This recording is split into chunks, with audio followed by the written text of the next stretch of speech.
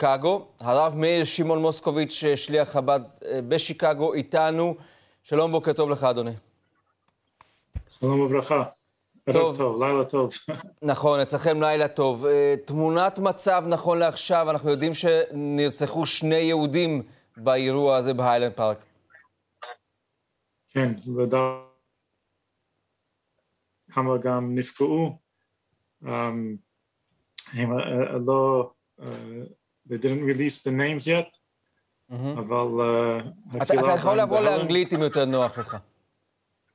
If it's more convenient for you, you can speak in English. Perfect. So there's 2 Jews that they identified. Not everyone was identified yet. There's a number of injured. The community is still in a state of shock, but there's a little more calm because they do have someone of interest that is in police custody. Okay. What can you tell us about Highland Park, this suburb of Chicago? How many Jews live there? It's a very, very Jewish city, a very Jewish suburb. About a third of the population is Jewish, so we're talking about more than 10,000 Jews there. And it's a very calm, quiet, friendly type of neighborhood, so this whole event is something out of the ordinary. It's a small community, relatively, of course. So you know the families of those who were killed? We know friends of the families. We know acquaintances of the families. You know, everyone knows someone. It's not such a big place, and it's a very tight-knit community. Mm-hmm. A small community, a tight-knit community. It means that the Jewish life is intense in Highland Park? There's a terrible shock today, the entire day. In the evening, it was a little bit more...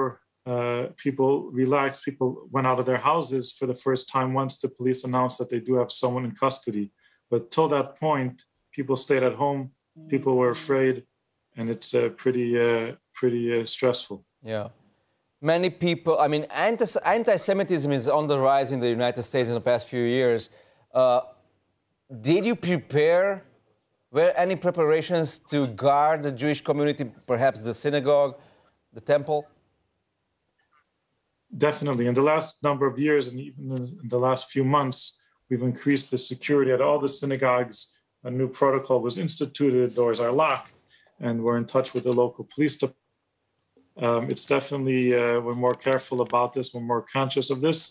I would also mention that tonight I was at the Bet Knesset in the evening, once they already caught the suspect, and a few dozen people came for the tefillah because they wanted to just be together with other people. And it was and to be supportive of each other. Yeah. 4th of July is a very special day in the United States. People are going out, people are, you know, joining parades and so on. Did you think for a second that such a tragedy can happen during this day, in this place? Totally not. I mean, the 4th of July, it's a community event. Everyone's in a good mood. And we also have Jewish floats. We have a mitzvah mobile and a Jewish float in each of these parades. And everyone's happy to see us and everyone's in a good mood. And this is a total the 4th of July parade, not just in Highland Park, of course, but also in the suburbs around it. So a dozen parades were canceled, parades that we always attend and we always have our Jewish floats at. Yes. I assume you are following the investigations as it is published in the media in the United States. Do you have, I don't know, any idea what happened there? Why did it happen? Was it anti-Semitic attack or just randomly? This guy, 22 years old, I think, he just shot people?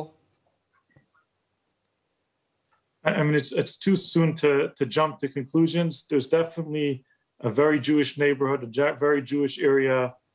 There's a lot of red flags there. Apparently, the police knew about this individual beforehand. His parents live in the neighborhood. We're talking about blocks away from the synagogue. So there's there, but I'll let the professionals first give their opinion. Yeah, and you believe the life is going to change now after this attack, after this horrific tragedy? You know, when something happens close to home, it has a tremendous effect. So, of course, whenever something bad happens, it has an effect. All right. Rabbi Meir Shimon Moskovich, I want to thank you for joining us from Chicago, and be safe.